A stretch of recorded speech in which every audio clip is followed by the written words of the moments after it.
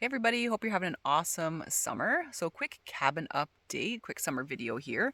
Last couple days I've met with some folks about putting a well here in the cabin.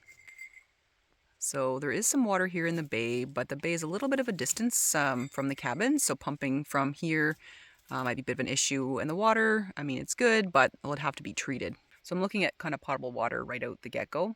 So yeah, so talked to somebody yesterday about putting a well in. I think that sounds like a reasonable option because we don't like, heat's not on, in the winter like every single day, and can't really kind of plumb in water into the cabin and keep it there when we're not here.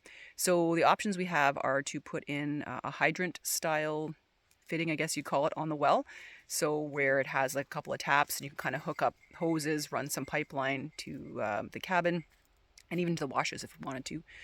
And then have another tap just to kind of fill a pail or whatever if you want in the wintertime. It will drain, out, so it can be used in -30 or whatnot. So I think that's the way we're going to go. Been here at the cabin now, I'm going to say at least 12 years, and we've been hauling water in here the whole time. Save for now, we had the shower house edition, which was nice, and that's using rainwater. So really we just want like really clean water to have here year round, that we don't have to worry about hauling in or heavily treating or anything like that. So my understanding is maybe a little bit of sulfur out here, maybe a bit of iron, but we're basically into bedrock, so we're lucky we might hit an artesian well. I don't know. I asked them about water witching, and I don't know what you guys, if you believe in that or not. I've seen it work. You can get some pretty interesting results, using either the copper rods or like a branch of willow. I used to know a guy that did the water witching with the willow, and he was pretty accurate with it, but I'm not sure if it was really more for like surface water. Right now, like, we're on bedrock. We're probably looking at drilling a well that's, over 100 feet, possibly 200 feet. It's a bit of a crapshoot, I guess, where you hit the water.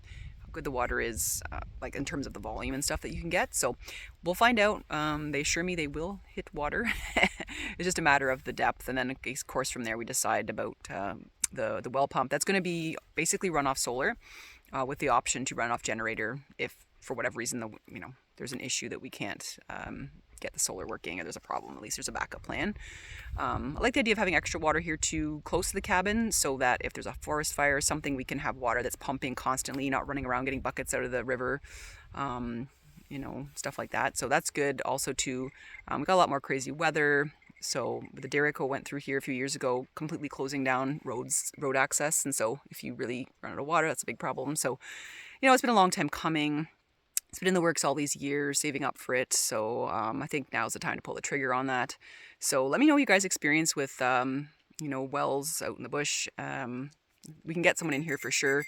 The location I have, you can definitely get in there without taking down a lot of trees. We discussed a few other locations, but we'd have to lay down several trees for the trucks to kind of get in. And it's not an issue. We can work with the well where it is and just sort of run pipelines to the cabin and stuff like that. So options for well placement would have been kind of right here, right there. We've had to take out some trees in here, or just beside the car up there. But let me show you where I actually decided to put it. It's basically right down here in the field. So the little flags are right there. So there's the wash house, cabin's just behind the tree line in there, and little flags are there. I'm thinking we're gonna go right there with the well, easy access to drill. I had to remove all the wood, the cedar split rail that was sitting right there, moved over to the side. So there, it's close to the cabin. Hose can go up to the cabin there, and one could be buried along here to get to the pump house, and then that's where the pressure tank could be.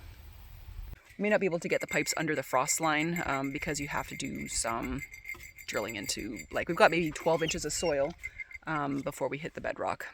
So, maybe something that kind of gets drained out. More permanent solution in the winter to pipe it into the cabin. We're probably going to have someone out to kind of like do some drilling and make some trenches and stuff, but I think that's a little extreme for now. So we'll start with that. So give me your ideas down below in the comments, things you've used, your setups, your water setups. We'll probably install a pressure tank as well, so it pumps out of the well into a pressure tank and then can go to the wash house. Well, cabin for sure, and then definitely wash house, and then it's gonna be solar powered. So this is exciting. Just want to give you guys the update, and I'll keep you guys posted. Have a good week. We'll see you in the next video.